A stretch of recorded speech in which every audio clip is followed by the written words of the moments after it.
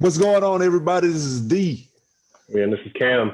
from Two Guys in the Ball, man. We coming here today. This nice special edition, championship edition almost. LeBron James won a championship. We coming at you guys again. Let's talk. Let's talk. So this past week, man, LeBron won a championship. My question for you is, when LeBron winning that championship, where does that put him in a discussion historically of all-time greats?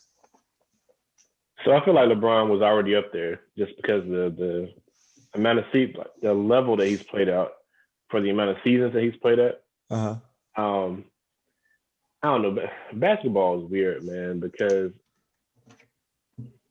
I feel like when they talk about MJ and Kobe and like all those guys are like fierce competitors and like ridiculous scores, yada yada yada. Like LeBron James is his own like breed of player, and so the comparisons that they give him just really aren't fair. So I mean, me personally, I think LeBron James is one of the greatest basketball players to ever put some sneakers on. Yeah. But the comparisons that they give him, they're just not fair. So would I put him above Mike? Me personally, I didn't get to watch Mike play. You know what I'm saying, I watched a whole lot of Kobe. LeBron James has become accomplishment-wise a better player than Kobe. Mm-hmm. Is he a better basketball player, better competitor? No, but I mean, his stats speak for themselves. You don't. Yeah.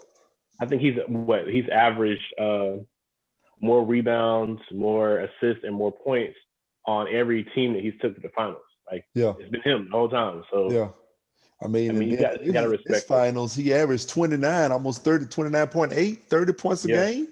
Yeah, crazy. Yeah, so definitely got to respect it. And even in the game that really should have been a closeout game, that game 5, that game 5.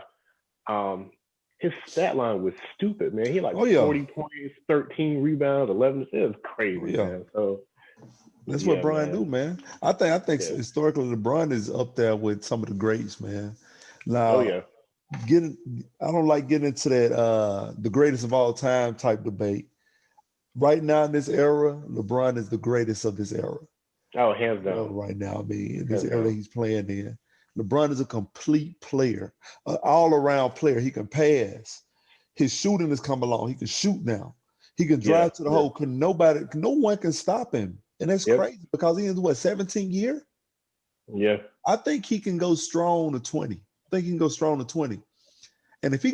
to 20, he could surpass MJ in championships. Not in greatest of all time, in championships. Because you saying the Lakers gonna have a 4-peat? Because he'd have to get. No, all he had to do is all he had to do is get 2. No, all he had to do is get 2, do a 3-peat. Oh yeah, because he got 4. You're right. I mean, he got that was his 4th one. So all he has to do is get 2 more. That's 6. He's right there with Jordan. If he get a 3rd one on the 4-peat, if he get a 3rd one, oh man, what are they gonna say then? Like LeBron say, just give him my D respect. Give that man his respect. We got to give him respect. Laker Nation would be super happy if LeBron can pull off 3 more of these. Oh yeah. I think that'll be nice, man. I think he could do it. I mean, right now I don't really see anybody challenging him for that top spot. I don't see anybody doing it. I mean, they be saying Giannis now, but Giannis got put out by the Heat. So I mean, I don't know. So the bubble in general. What do you think about the bubble in general? I think the bubble went well. I think everybody, for the most part, followed the rules. They didn't have any positive tests for COVID, and it's a real controlled environment. So I mean, as a fan, I liked it, especially the play-in games to kind of start everything off for the playoffs. I was a fan of it, man. I liked the bubble. Yeah, I was a fan of it too. I had my trepidations going in, but as we got in there, I was like, okay. This is some good basketball being playing right now. I liked it because it was like a focus only on basketball. Yep. You got to see some guys show up that you was like, oh man, I forgot this guy, TJ Warren. Man, I didn't know this guy could play like this. I forgot. You know, you got to see guys like that play. Even Bobo, you got to see him step up. You know, in the bubble. You know, you seen guys Michael Carter Williams, man. You seen guys step up in the bubble who may have not stepped up in like front of the big crowd. I would say. Oh, you're talking about Michael Porter Jr. I was like, Michael Carter Williams. I think Michael Porter Jr. Yeah, you know what? I always say Michael Carter Williams. I think this is like the third time I said Michael Carter Williams. He was at home watching. At home watching, yeah. Michael Porter Jr. Yes, Michael Porter Jr. So I like the bubble experience. Can we do this every year? No, we can't do it every year. But this year right here was good for it to happen. You know, especially with COVID and everything going on. This was the best time for that to happen. So I guess we move on to the next one. My next question, Dak Prescott, man. Oh, hold on 1 second. Let me just. Oh my goodness. Oh my goodness. Dak Prescott got hurt over the weekend. And now Dak Prescott got hurt, and I'm sad over that. I'm sad over a little bit. I'm sad over that because he was a starting quarterback. But not as much as I'm sad for this man because he didn't get paid. Yeah. That's a real tragedy. Oh man, he turned down what? 5 years for $175 million. Yeah. 5 years because he wanted a bigger fifth year. He wanted a 4-year deal, but he wanted a bigger fifth year if he has to do 5 years. He wanted, I think, 45 million, upwards of 45 million. So he turned down 175 because he wanted 185. Yeah. And now he may not get paid anything. What you think about that? I think the sad thing is, man, because what he did was what he felt like was best for him. Yeah. If you think about it, at the end of the day, 4 or 5 years from now, when he's looking at other quarterbacks' salaries, you're going to have guys that are on teams that's not making the playoffs that's going to be making near around his money. You know what I'm saying? Yeah. So, and as bad as the Cowboys and that division have been, Dak still deserved to get paid. Do I think he needed to be making somewhere along the lines of 39, 40 million? No, but because of where the salary cap is headed, I mean, I think it would make sense like long term. It just didn't make sense right now. Bro, that contract, that 175 would have put him up there with Russell Wilson. It would have. That's crazy. He would have put him up there with Russell Wilson. So you basically telling me that you're a better quarterback than Russell Wilson when you turn down that type of money. You telling me that, you know what? In 5 years, this market is gonna be so big that I'm gonna be better than Russell Wilson. I'm like, man, hold on. I would have took the money, but here's the thing: I haven't seen that type of money, so I would have took that money. You know, so I never seen that type of money, so I would have been like, yeah, I'll take that. Let me get that. So yeah, like you said, he was doing what was best for him, man. Now in the long run, I don't know that he made the right decision. I guess there's gonna be to be seen. It's going to be determined.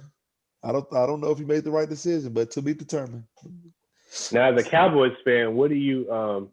Obviously, you guys aren't very good this year. What do you feel like needs to be the next step? I mean, because obviously you have Andy Dalton, who's like a short-term fix right now. But do you guys try to win this terrible division and maybe win a playoff game, or do you kind of cut your losses and try and, you know what I'm saying, try and get into a position to get a draft pick that might set you up to just draft a guy that can maybe be Dak's replacement? I hate to think of it like that, but Dak might not come back as the same player. That's true. I'm always looking to win, man. I'm always looking to win because I'm like, we can build on something, you know. I don't want to build a losing culture, so don't throw it all away, you know. Don't throw the baby away with the bathwater. Let's try to win. Let's try to win. Let's try to salvage something. I mean, Andy Dalton can mess around and be what's the man name from the Eagles, from the Philadelphia Eagles, the quarterback. Are you talking about Nick Foles? Yeah, he can mess around and pull a Nick Foles, you know. And listen, man, Nick Foles had a playoff caliber defense. Y'all got a high school defense. Listen, don't worry about our defense. It's fixable. This stuff can be fixed. We haven't fixed it yet. We haven't fixed it over these weeks, but it's fixable. The thing is, man, I say don't sell. Just go ahead and try to win. I say try to win. Yeah. Me personally, try to win.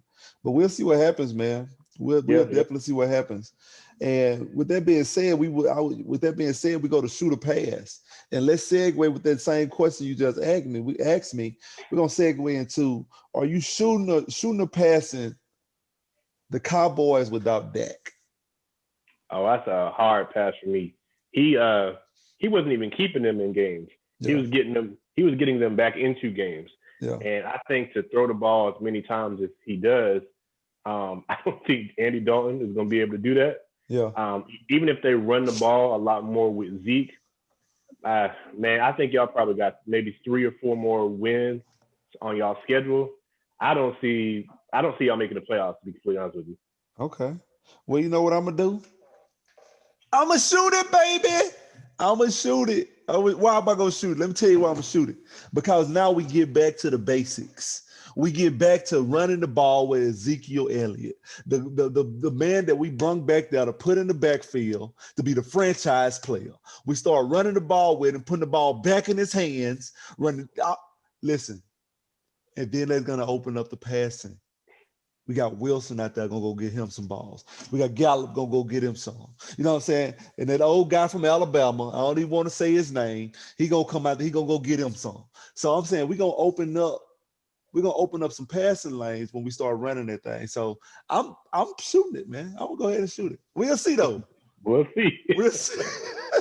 We'll see. All right. Shoot a pass. Lamar being a long-term answer at QB in Baltimore. Lamar Jackson. I'm a big Ravens fan, man, but I don't know. I'm starting to see kind of some similarities to the RG3 situation. Yeah. And I think that Baltimore would definitely do a much better job of managing Lamar. But at this point, you either need to be running the ball and commit to running the ball, or you need to go find another quarterback, because they're trying to make him a pocket passer. And that's just not what he is. Yeah. Because when their run game is not working, Baltimore doesn't look very good.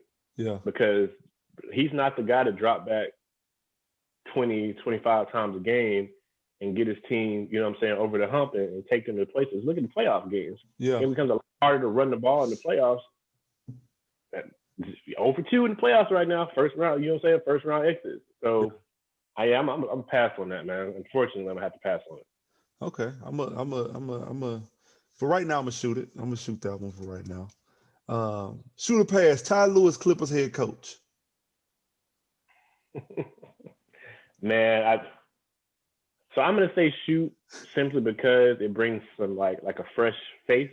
Yeah. But I don't even know what the Clippers are gonna look like next year, man. I doubt that Paul George will still be in a Clippers uniform. So it'll be interesting to see what they decide to do, especially because a lot of the talent that they have, it's kind of like Lou Will, one of their leading scorers. He's getting old, you know what I'm saying? So they're gonna have to find and replace pieces, and they got to win this arms race with the Lakers, man, because the Lakers gonna try to retool and restock next year, and it won't matter who the head coach is if the Lakers end up coming out better on paper than the Clippers do, because the Clippers were better on paper last year, and they couldn't even get to the conference finals. Yeah, that's true. So God forbid they're not better on paper. Yeah.